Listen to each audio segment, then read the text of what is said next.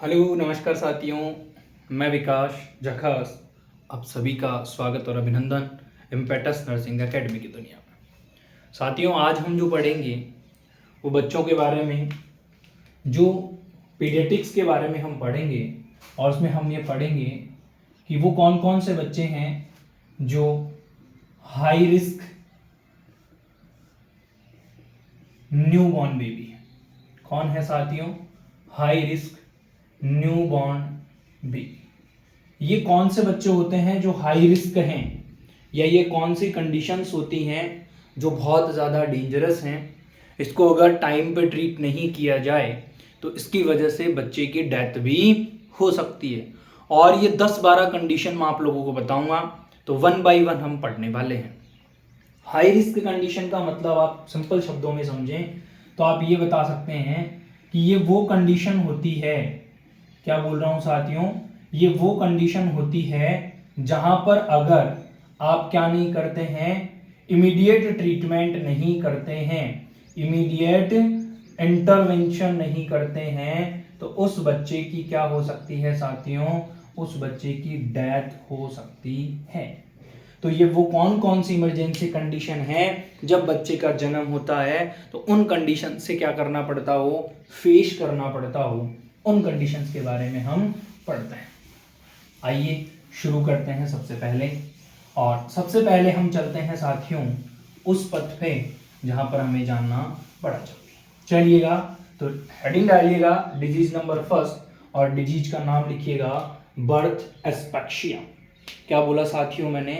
Birth asphyxia.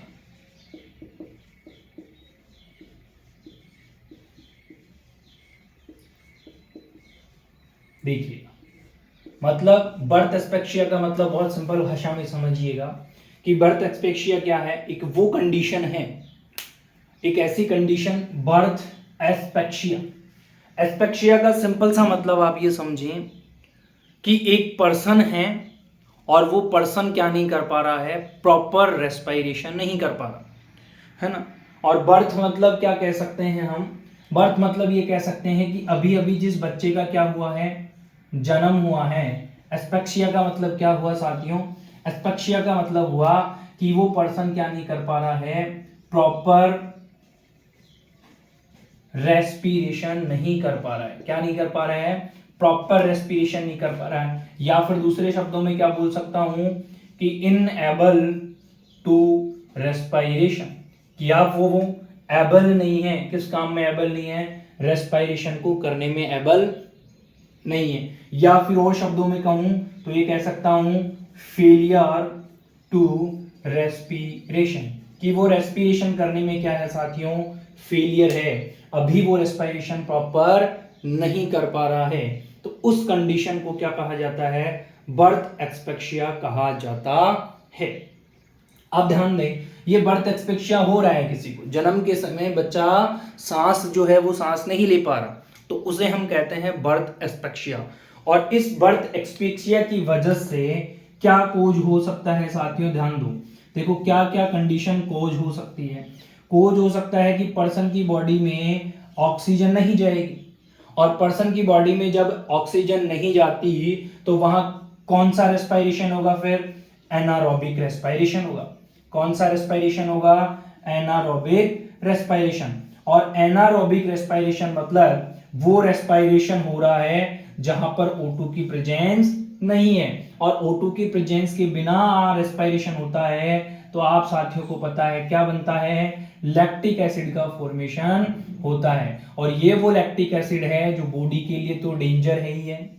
इसके साथ ही साथ क्या हो जाएगा, वहां पर जो मसल्स हैं उन मसल्स को क्या करने लगेगा, ये ब्रेक करने लगेगा। क्या करने लगेगा साथियों?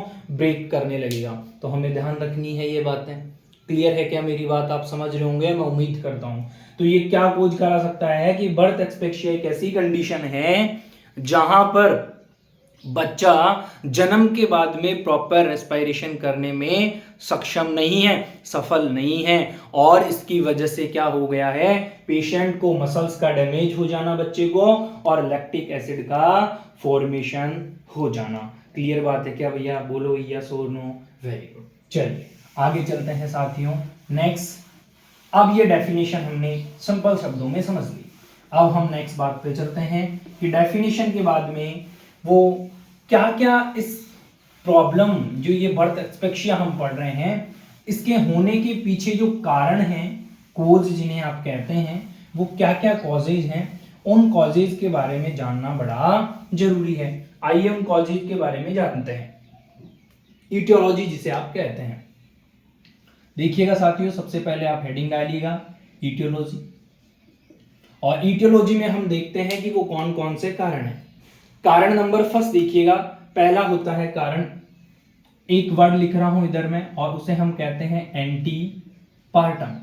क्या कह रहा हूं साथियों? एंटीपार्टम। और एक कंडीशन होती है आपकी नंबर 2, इधर ही लिख देता हूं मैं, उसे मैं कहूंगा इंट्रापार्टम, कि यहां दो जगह पर अगर कोई मिस्टेक हो रही है। पार्टम का मतलब होता है साथियों कि बच्चे की जब डिलीवरी हो रही है, क्या हो रही है? बच्चे की डिलीवरी। एंटीपार्टम, एंटीपार्टम का मतलब क्या हुआ कि वो कंडीशन बच्चे के जन्म होने से पहले, इंट्रा मतलब जब बच्चा जन्म हो रहा है, और पोस्ट जब बच्चे का जन्म हो चुका है। क्लियर है तीनों शब्द? तो एक तो क्या होगा, एक फैक्टर तो होंगे आपके एंटीपार्टम फैक्टर और दूसरे फैक्टर होंगे आपके इंट्रापार्टम फैक्टर। क्लियर है क्या? देखिएगा अब इन दोनों फैक्टर्स में वो कौन कौन से और फर्दर फैक्टर आएंगे जो पेशेंट को ये कोज या बच्चे में बर्थ एक्सपेक्सिया जो है वो बर्थ एक्सपेक्सिया कोज करा सकते हैं। क्लियर बात है? आइएगा, एंटी मतलब जन्म से पहले उसमें क्या क्या देखा जा सकता है, जिन कारणों की वजह से बच्चे में क्या बर्थ एक्सपेक्सिया हो सकता है। नंबर 1 देखिएगा साथियों, सबसे पहली कंडीशन होती है जिसे हम कहते हैं माल न्यूट्रिशन। क्या कह रहा हूं साथियों? माल न्यूट्रिशन। माल न्यूट्रिशन का मतलब क्या हुआ कि बच्चा का जो वेट है वो प्रॉपर नहीं है, या तो जरूरत से ज्यादा वेट है माल न्यूट्रिशन, या जरूरत से कम वेट है, that is mall nutrition. Clear बात है क्या? Very good. तो उस कंडीशन में बच्चा प्रॉपर रेस्पिरेशन नहीं कर पाया, मतलब बच्चे की बॉडी जो थी वो प्रॉपर काम नहीं करेगी। क्यों? क्योंकि ग्रोथ और डेवलपमेंट न्यूट्रिशन प्रॉपर नहीं मिलने की वजह से क्या नहीं हुआ है? प्रॉपर नहीं हुआ है। क्लियर यहां तक? Very good. चलिए नेक्स्ट देखिएगा नंबर 2, माल न्यूट्रिशन के बाद में बच्चे को क्या हो रखा हो? बच्चे को हो रखा हो साथियों एनीमिया। एनीमिया का मतलब कि उसकी जो मदर है उस मदर में ब्लड की कमी हो, अरे खून की कमी हो, अरे रक्त की कमी हो, यस और नो, और उसमें भी आरबीसी की कमी हो, और उसमें भी हीमोग्लोबिन की कमी हो। क्लियर बात है क्या? तो एनीमिया हो रखा हो। क्या हो रखा हो साथियों? एनीमिया। उस मदर का जो बेबी होगा उस बेबी में ये देखा, या बच्चे में खुद में एनीमिया हो तब भी हो सकता है, या बच्चे में खुद में एनीमिया हो तब भी हो सकता है। नेक्स्ट बात करते हैं, किसी मदर को हो साथियों क्या हो? Gestational hypertension. कि किसी मदर को क्या हो रखा हो? गैस्टेशनल हाइपरटेंशन, कि वो मदर जब प्रेगनेंसी कंसीव थी, प्रेगनेंसी चल रही थी, उस वक्त उसको क्या हो रखा था? हाइपरटेंशन, मतलब ब्लड का जो प्रेशर था वो नॉर्मल से बहुत ज्यादा था, इस वजह से भी देखा जा सकता है। नेक्स्ट देखिएगा, और बात करें हम, एक और कंडीशन आती है जिसे कहते हैं साथियों प्री इक्लम्सिया। क्या कहते हैं साथियों अपन उसे? प्री इक्लम्सिया। इक्लम्सिया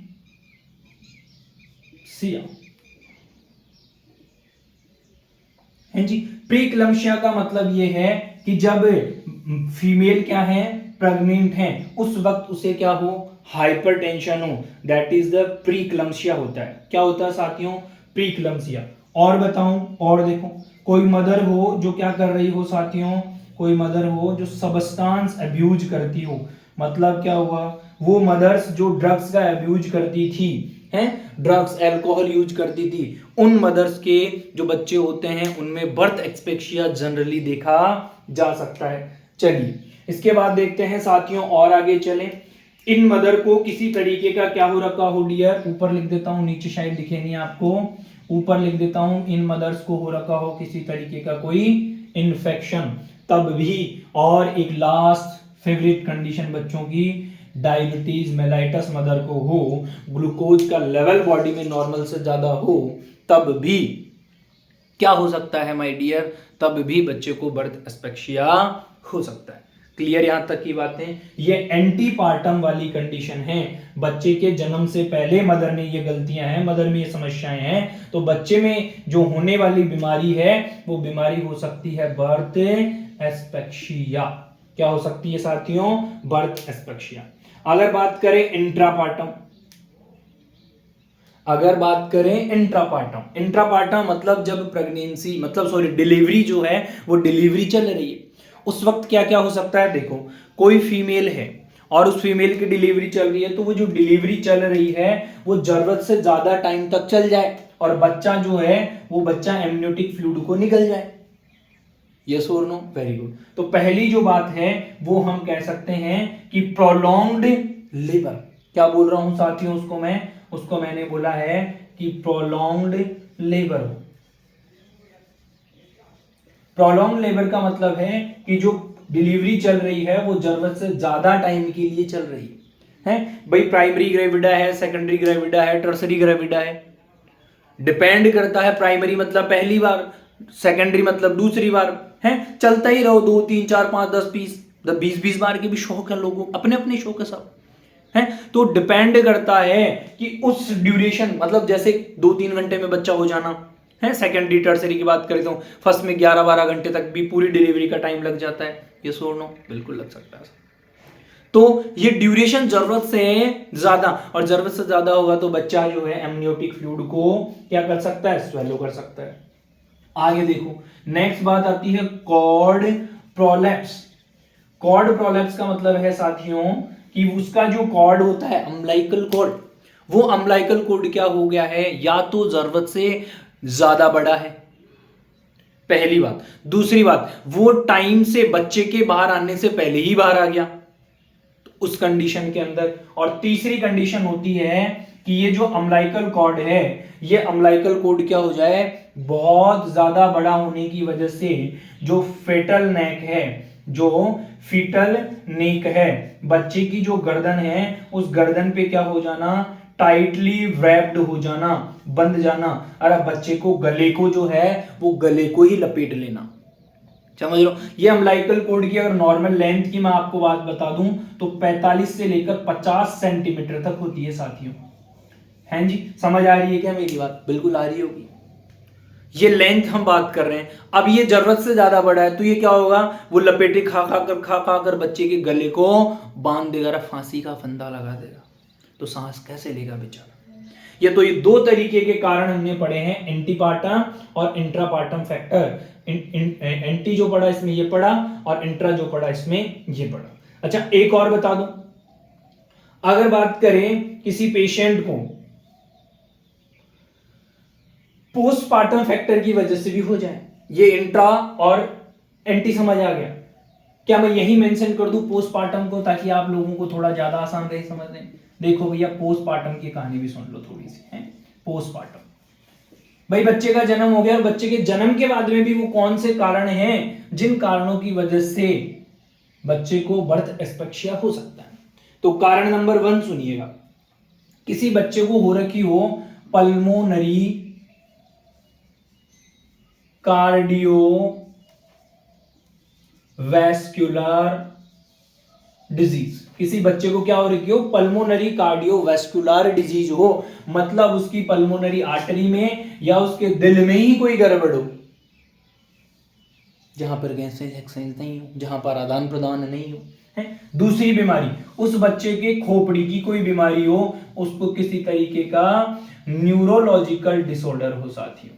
क्या हो, न्यूरोलॉजिकल डिसऑर्डर। तो इस कंडीशन, ये दोनों वो कंडीशन है जो क्या कोज करा सकती है, अरे जोर से बोलो सुनाई नहीं मैं तो, अरे प्यारे बच्चों बोलो तो सही, क्या कोज करा सकती है, बर्थ एस्पेक्सिया कोज करा सकती है। तो कारण समझ आ गए होंगे उम्मीद करता हूं, वेरी गुड आ गए। तो अब आगे चलते हैं साथियों, अब हम बात करते हैं कि वो कौन कौन से कारणों के बाद में हम बात करते हैं कि वो कौन कौन से क्लिनिकल फीचर्स होंगे, वो कौन कौन से साइन और सिम्टम्स होंगे जो इस बात को दिखाते होंगे कि हाँ जी इस बच्चे को क्या हो गया है, बोलो क्या हो गया है, बर्थ एस्पेक्सिया हो गया है। देखते हैं वो कौन कौन से कारण हैं जिन कारणों के चलते बच्चे को इन बीमारियों से लड़ना झगड़ना पड़ रहा है बेचारे को। बताओ धरती पर आते ही कलेश हो गए उसकी जिंदगी में, अरे हो गए कि नहीं हो गए, हो गए ना, हाँ बिल्कुल। तो चलो उन कलेश को, उन समस्याओं को हम कैसे पता करें, आए क्लिनिकल फीचर्स की बात करें। दो तरीके से मैं तोड़ के बता देता हूं आपको, एक लिख रहा हूं मैं एक्सपेक्शिया लिविडा और एक लिख रहा हूं मैं एक्सपेक्शिया, चलो डायरेक्ट नाम ही लिख देता हूं मैं ना, आप लिख लेना, टाइम क्यों खराब करें। पहला होता है एक्सपेक्शिया लिविडा और दूसरा होता है एस्पेक्शिया पैलिडा। अब साहब ये क्या होते हैं सर, ये क्या बता रहे हो आप? ये दो स्टेज हैं, ये दो स्टेज हैं एक्सपेक्शिया लिविडा और एक्सपेक्शिया पैलिडा। इन दोनों में कुछ अलग अलग साइन नजर आएंगे, उन साइन के बारे में हमें जानना जरूरी है। क्या होता है एक्सपेक्शिया लिविडा? ये इस बात को शो करता है, पहली बार ये इस बात को शो करता है कि बच्चे को हो रखा है मॉडरेट, क्या हो रखा है मॉडरेट, बताओ, सांस लेने में समस्या, तो हम उसे क्या कहते हैं, मॉडरेट डिस्ट्रेस। क्या बोलूं साथियों उसको, मॉडरेट डिस्ट्रेस। और अगर पैलिडा है तो उसमें क्या हो जाएगा ये साथियों, अगर पैलिडा है तो हो जाएगा सीवियर डिस्ट्रेस। यस और नो, वेरी गुड। अगर एक्सपेक्शिया लिविडा है तो बच्चा जो है, उस बच्चे में क्या देखा जाएगा, बच्चे में देखा जा सकता है साथियों साइनोसिस। ये दो कंडीशन है, ये मान लो ये फर्स्ट डिग्री कंडीशन है और ये सेकंड डिग्री कंडीशन है ना। ये मोर डेंजरस कंडीशन साबित नहीं है एज कंपेयर इसके, है ना, डेंजर तो है पर इसके कंपेयर में कम है। चलो साइनोसिस, साइनोसिस का मतलब पता है आप सभी को, ऑक्सीजन की कमी से स्किन का कलर ब्लू हो जाना। और यहां पर साइनोसिस नहीं, यहां पर तो बच्चे को क्या ही हो जाना है साथियों, यहां पर बच्चे को शॉक हो जाना है। इतना ज्यादा शॉक मतलब उसकी बॉडी का फ्लूइड वगैरह है, उसकी बॉडी का ऑक्सीजन वगैरह है, वो बिल्कुल सून सपाट हो गया है, खत्म, टाटा बाय बाय है। चलो आगे नेक्स्ट बात करें, अगर यहां पर मैंने आप लोगों को पढ़ा रखा है शायद, और नहीं पढ़ा रखा तो पढ़ा दिया जाएगा, अपगार स्कोरिंग जो है वो अपगार स्कोरिंग यहां पर कुछ तो ठीक है कि 4 से 6, और हमें यहां पर बच्चे को कुछ करने की जरूरत है, मतलब क्या, इंटरवेंशन। पर यहां पर अपगार स्कोरिंग की जब आप बात करेंगे साथियों तो 0 से लेकर 3 के बीच में ही आएगी। तो दो वर्ड बता दिए मैंने, बर्थ एक्सपेक्शिया में क्लिनिकल फीचर्स को पता करने के लिए, एक तो लिविडा और एक पैलिडा।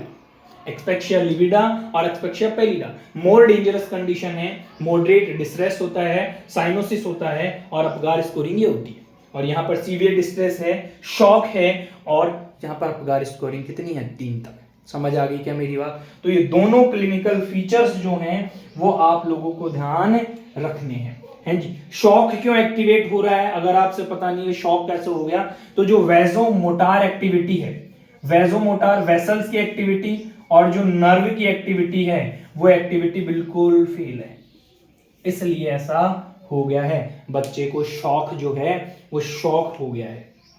क्लियर है क्या साथियों?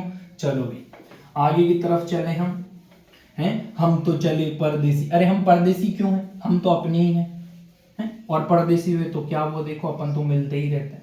चलो भैया आगे आ जाओ। सारी समस्याओं का पता चल गया, इलाज तो करा ही है, बीमारियां तो बोला पता चल गई, पर बिना इलाज की क्या ही मतलब है बीमारी का पता करने।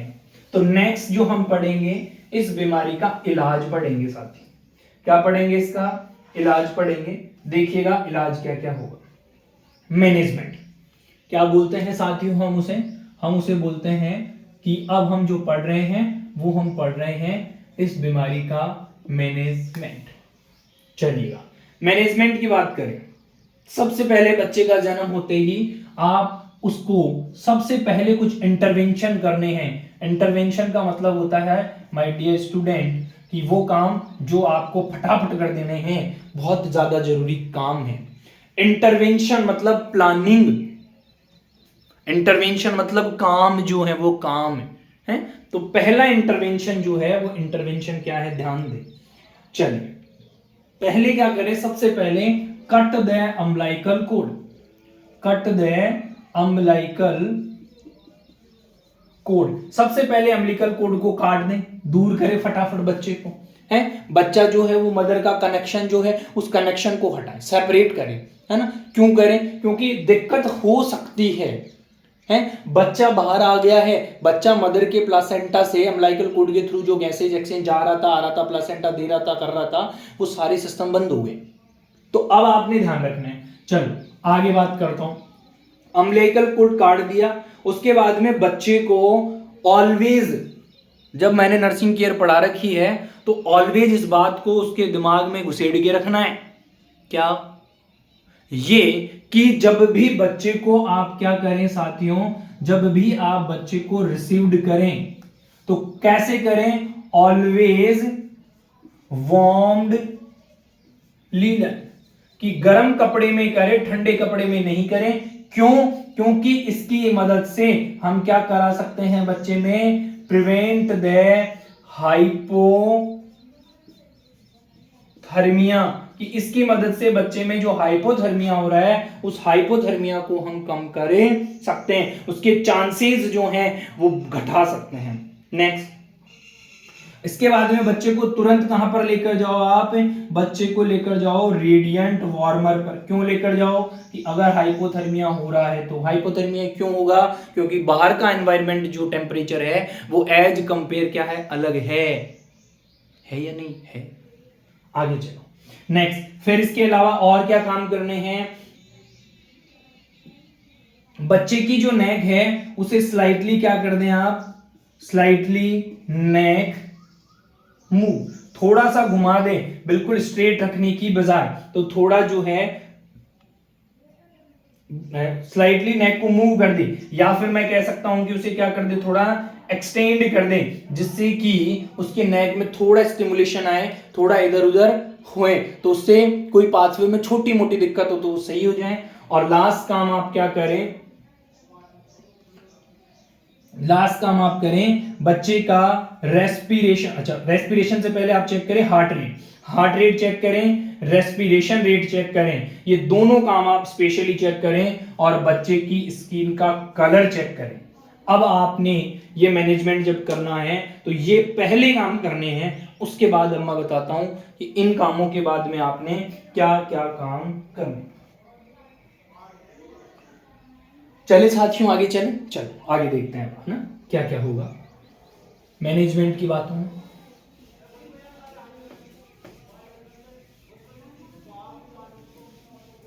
आइएगा साथियों, शुरू करते हैं नेक्स्ट। अब देखिएगा, आपको मैनेजमेंट करना है, इसके बेस पर आपको मैनेजमेंट करना है कि बच्चे में जो एक्सपेक्शिया है उसकी सीवियरिटी के बेस पर, ना कि इन सिम्टम्स के बेस पर। इन सिम्टम्स में हम ये असेस करेंगे कि सीवियरिटी जो है वो क्या है। ध्यान दे मेरी बातें और नोट डाउन भी करते चले। अगर किसी बच्चे का रेस्पिरेशन जो है वो क्या है साथियों, रेगुलर रेस्पिरेशन, क्या है साथियों, रेगुलर रेस्पिरेशन, कोई दिक्कत वाली बात नहीं है, बहुत अच्छी बात है। अगर उसका हार्ट रेट जो है वो हार्ट रेट भी क्या आ रहा है, मोर देन 100 आ रहा है, 100 से ऊपर आ रहा है, रेस्पिरेशन रेट क्या है, नॉर्मल है, कितनी होती है, 40 से 60 beat, sorry breath per minute, beat नहीं ब्रीथ पर मिनट होती है। हार्ट रेट भी उसका क्या है, नॉर्मल है, ठीक है। और बच्चा जो है वो कैसा है, एक्रोसाइनोसिस है। क्या बोल रहा हूं साथियों, एक्रोसाइनोसिस। एक्रोसाइनोसिस का मतलब है कि उसकी बॉडी में किसी भी तरीके का डिसकलरेशन नहीं है, जो पिंक कलर की बॉडी होती है वो पिंक कलर की ही है, और कोई कलर की अपीयरेंस जो है वो इसके अंदर नहीं है। ऐसी सिचुएशन है तो एज ए नर्स आप क्या काम करेंगे, एज ए नर्स आप क्या इंटरवेंशन करेंगे, तो आपको कुछ नहीं करना, जो रूटीन काम होते हैं, जो रूटीन केयर होती है वो रूटीन केयर देनी है। क्लियर है क्या, वेरी गुड। अगर इस रेगुलर रेस्पिरेशन की जगह पेशेंट का रेस्पिरेशन हो जाए इररेगुलर। अगर रेस्पिरेशन हो जाए इररेगुलर मतलब अब रेस्पिरेशन क्या नहीं है, अब रेस्पिरेशन नॉर्मल नहीं है। अगर इसकी हार्ट रेट जो है वो हार्ट रेट मोर देन 100 थी, अब लेस देन 100 हो जाए। और इस बच्चे के अंदर जो है एक्रोसाइनोसिस की जगह क्या हो जाए साथियों, साइनोसिस हो जाए। समझ रहे हो मेरी बात? रेस्पिरेशन रेट इररेगुलर हो गई, हार्ट रेट 100 से कम हो गई और बच्चे में साइनोसिस है, बच्चे में साइनोसिस जो है वो साइनोसिस प्रेजेंट है, तो आप कौन सा इलाज करेंगे सर? यहां पर साइनोसिस है बच्चे में, ये लिख दिया मैंने कि साइनोसिस जो है वो पॉजिटिव है, तो इंटरवेंशन के तौर पर आप क्या काम करने वाले हैं? तो इंटरवेंशन पर रूटीन केयर तो देनी ही देनी है। यहां पर बच्चे को किसकी जरूरत है? यहां पर बच्चे को जरूरत है O2 थेरेपी। किसकी जरूरत है साथियों? O2 therapy. क्लियर है क्या बात? Very good. आगे चल रहा हूं, तो 2 काम पता चल गए। तीसरे काम की तरफ चलते हैं कि हार्ट रेट नॉर्मल है, एबनॉर्मल है और इतनी है, ऐसे ऐसे। आगे चलते हैं। अगर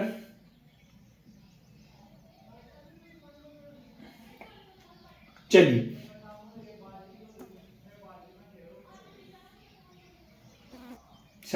वापस देखिएगा, सेकंड स्टेज को थोड़ा सा मिस हो गया है, सेकंड स्टेज वापस देखिएगा। बच्चे का रेस्पिरेशन रेगुलर है, देखो मेरी बात, थोड़ा सा करेक्शन करूंगा मैं इस चीज में। बच्चे का रेस्पिरेशन रेगुलर है, सेकंड स्टेज पे क्या काम करना है? रेगुलर मतलब नॉर्मल है, हार्ट रेट भी मोर देन 100 ही है, पर बच्चे में केवल क्या प्रेजेंट देखा जा रहा है? साइनोसिस। तो हम बच्चे को देंगे ऑक्सीजन थेरेपी। दूसरी वाली जो लाइन अभी करेक्ट करना, उसको थोड़ा सा अपडेट करना। बच्चे में रेगुलर रेस्पिरेशन है, नॉर्मल है, हार्ट रेट भी 100 से ज्यादा है, पर साइनोसिस है, तो इंटरवेंशन जो करना है वो ऑक्सीजन थेरेपी देनी है। अब नेक्स्ट बात करते हैं कि बच्चे का रेस्पिरेशन जो है अब है इररेगुलर, हार्ट रेट वही मोर देन 100 है, हार्ट रेट वही मोर देन 100 है और बच्चे में साइनोसिस भी है, तो आप इंटरवेंशन जो है वो इंटरवेंशन क्या करने वाले हैं? तो यहां पर आप जो इंटरवेंशन करेंगे वो करेंगे साथियों पॉजिटिव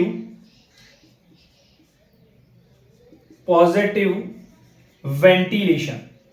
क्या करना है? Positive ventilation with oxygen therapy. कि पहले तो पेशेंट को क्या करो? पॉजिटिव वेंटिलेशन करो, किसी भी बैग के द्वारा या किसी भी मास्क के द्वारा, और फिर बच्चे को देना शुरू करो ऑक्सीजन। तो नंबर 3 समझ आ गया कि बच्चे का इररेगुलर रेस्पिरेशन हो, हार्ट रेट 100 से ज्यादा ही है, पर साइनोसिस है, तो आपने पॉजिटिव वेंटिलेशन करना है बैग या किसी भी मास्क के साथ में। और उसके बाद में साथियों आपने क्या काम करना है? बताओ, मैंने सुना नहीं, मैंने सुना ही नहीं।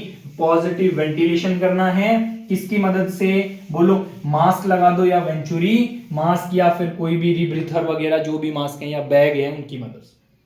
नेक्स्ट, अगर बच्चे को इररेगुलर रेस्पिरेशन है, अगर बच्चे की हार्ट रेट 100 से ज्यादा नहीं, अब हार्ट रेट कितनी आ गई है? 100 से कम आ गई है, और बच्चे को साइनोसिस भी है, ठीक है, तो आप क्या काम करने वाले हैं? इंटरवेंशन वही होने वाला है आपका एज इट इज, जो नंबर 3 में करा है। पॉजिटिव क्या करना है? पॉजिटिव वेंटिलेशन करना है, और पॉजिटिव वेंटिलेशन के बाद में साथियों आपने पेशेंट को देनी है ऑक्सीजन। और लास्ट स्टेज, अगर किसी बच्चे का इररेगुलर रेस्पिरेशन है, हार्ट रेट जो है वो 100 से कम नहीं, अब हार्ट रेट 60 से कम आ गई है, बच्चे में साइनोसिस भी है, तो आप क्या करेंगे? तो सबसे पहला काम आपको क्या करना है साथियों? आपको बच्चे को स्टार्ट कर देना है CPR, कार्डियो पल्मोनरी रिससिटेशन, और उसके बाद ऑक्सीजन जो है वो ऑक्सीजन तो आपको देनी ही देनी है। क्लियर है क्या यहां तक बात? तो इस तरीके से हम किसी भी बच्चे का जो नियोनेट्रम है, नियोनेट बेबी है, बर्थ जिसका हुआ है और उसमें बर्थ एस्पेक्सिया हो गया है, तो ये वाले जो काम मैंने बताए हैं ये काम करने हैं साथियों, हैं? अपने दोस्तों को भी इस क्लास के बारे में बताएं और सभी को शेयर करें, है ना? और फटाफट से आकर मिलिएगा, हैं? साथ आइएगा, हम शुरू करेंगे कुछ नया कारवा, कुछ नई बातें, कुछ नया इतिहास। आज के लिए इतना ही, और आप सभी से मैं विकास शर्मा विदा लेता हूं, विकी सर विदा लेते हैं। मिलेंगे नेक्स्ट सेशन में नेक्स्ट क्लास के लिए, तब तक के लिए अलविदा। कर दिखाएं कुछ ऐसा कि दुनिया करना चाहे आपके जैसा। All the best.